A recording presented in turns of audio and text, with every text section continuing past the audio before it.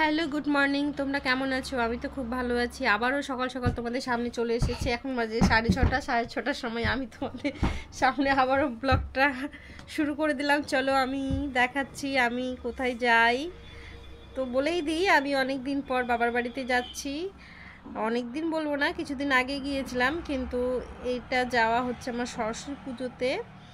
বিয়ের পর প্রথমেই যাচ্ছি আমি সরস্বতী পুজোতে। আমার বিয়ে প্রায় 10 বছর হয়ে গেছে, আর 10 বছর পরে আমি প্রথম বিয়ের পরে সরস্বতী পুজো দেখব।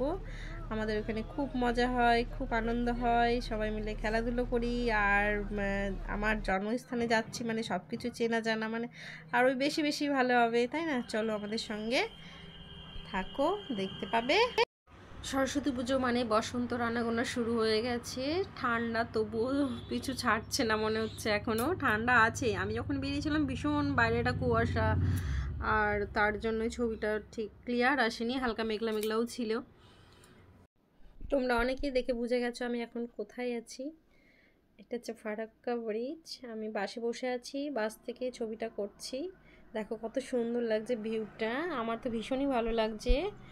তারপর ফারাক্কা থেকে চলে এসেছি আমি মালদা এসে স্টেজ গ্যারেজে ঢুকেছে গাড়িটা। আর গাড়ি থেকে সবাই প্রায় নেমে গেছিলো, একটু দেরি হবে। বাসওয়ালাও বলেছিল যে আধ ঘন্টা মতো দেরি হবে, এই জন্য সবাই দেখো নেমে গেছে। আমি আছি আর কয়েকজন আছি। তো আমি ভাবছি আর কি নামবো, একবারেই তো নামা ওঠা করতে আবার বাস ধরতে হবে, তার থেকে বাসে কিছুক্ষণ বসে যাই, তাহলে তো বাসটা তো বালুরঘাট যাচ্ছেই, তো অসুবিধা নেই। এর জন্য আমি বাসে আবার বসেই ছিলাম, আমি আর নামিনি। আর বাসটা ছেড়ে চলে এসছে রথবাড়ি, আর আমার সেই চেনা রথবাড়ি, আহা তোমাদের বলে বোঝাতে পারবো না। মালদাতে ঢুকলেই মনে হয় আমি মাটির গন্ধ পাচ্ছি। আমার সব চেনা জানা দেখা, এখানে আড্ডা দেওয়া, এখান থেকে কলেজে যাওয়া, তো মনে হয় মালদা আসলেই আমি নিজের বাড়িতে এসে যাই।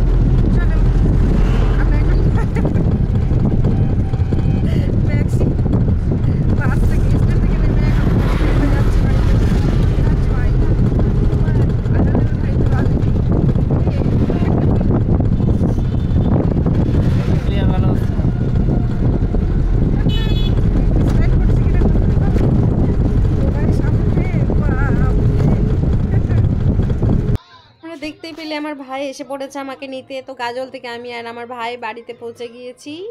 আর তারপরে আজ শুরু হয়ে গেছে বসন্তী পঞ্চমী মানে খুব আনন্দ, খুব মজা। সকালবেলায় ঘুম থেকে উঠে না খেয়ে থেকে সকাল সকাল স্নান সেরে সেজে গুজে একেবারে মায়ের সামনে হাজির।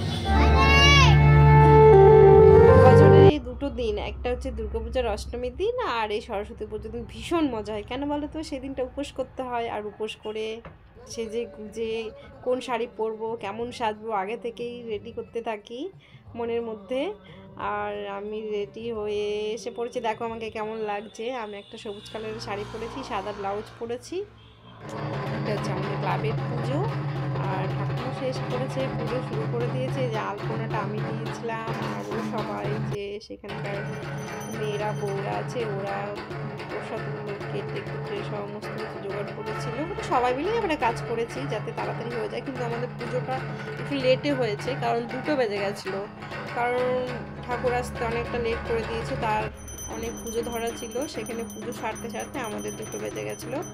তারপরে আমাদের কি বলে তো পুজো কমপ্লিট হয়ে প্রসাদ নিয়ে প্রসাদ খেয়ে দিয়ে দেখো, তারপর আমরা খেলাতে নাম দিয়েছি। আমাদের ক্লাবে ছোট্ট করে সাংস্কৃতিক অনুষ্ঠান হয়, খুব বড় করে বলবো না, কিন্তু সেটা আমাদের কাছে বিশাল মনে হয়, কারণ আমাদের একেবারে খুব কাছে থেকে আমরা সেটাকে দেখি, খুব অনুভব করি, খুব আনন্দ করি। এর জন্য আমার খুব ভালো লাগে।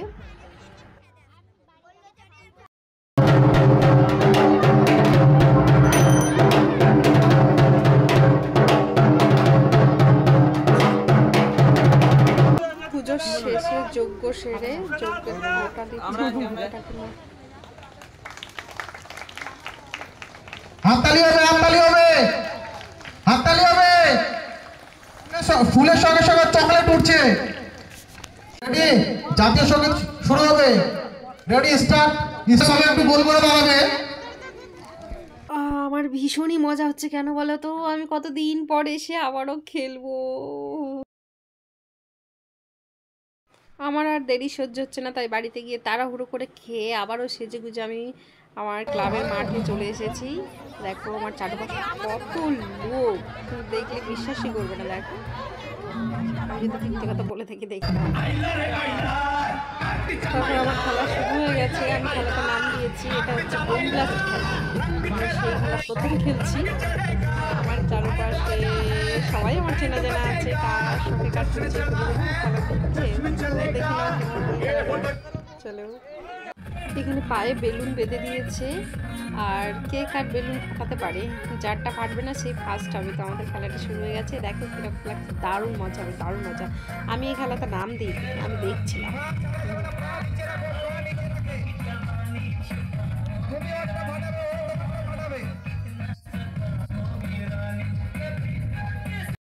আমরা 4 বোন একসাথে দাঁড়িয়ে আছি, আমার মামার মেয়ে, আমার বোন, মামার দুটো মেয়ে।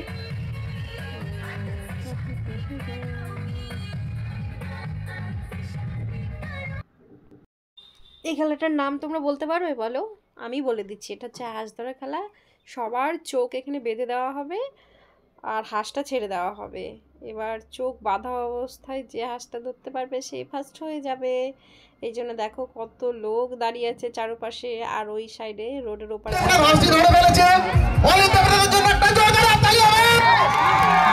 ঠিক আছে, বলটা ঢুকিয়ে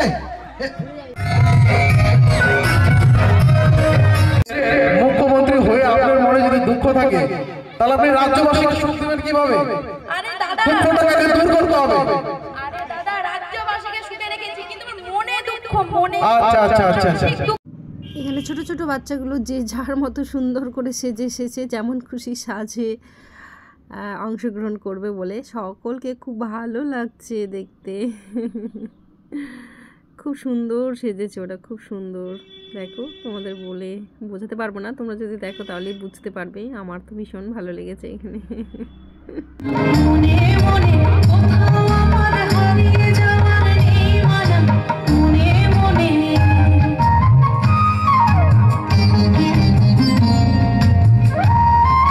আরও কয়েকটা খেলা ছিল, যেমন ফুচকা খাওয়া, বল ছোড়ো, ওই খেলাগুলো তো আমি নাম দিয়েছিলাম, যেহেতু আমি খেলা দিচ্ছিলাম সেহেতু আমি ভিডিওটা করতে পারিনি। তো কেমন লাগলো তোমাদেরকে কমেন্ট আমাকে জানাবে, লাইক করবে আর আমার পাশে থাকবে সব সময়। আবারও তোমাদের সাথে পরের ভিডিওতে দেখা হবে। এখন বাজে রাত্রি 10:30 মতো, তাই অনেক লোক বাড়ি চলে গেছে, ফাঁকা হয়ে গেছে। গুড নাইট, বাই বাই, সবাই তোমরা ভালো থেকো।